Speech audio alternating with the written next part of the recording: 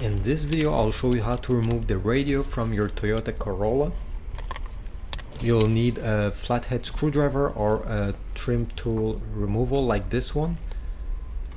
You'll need to slide it under this plastic bezel and unclip it on each side.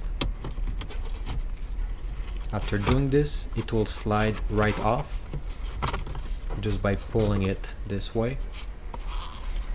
And you can set this aside. There's two connectors. You just need to pull them out pressing the tab. Okay, great. Now for the radio, there will be 4 screws. These are Phillips screws. Take your screwdriver and undo them all. Be careful to not lose them. Here I'm at the scrapyard, so I don't really care, but if you're gonna install a new radio, you'll probably need them again. Now you can slide this radio.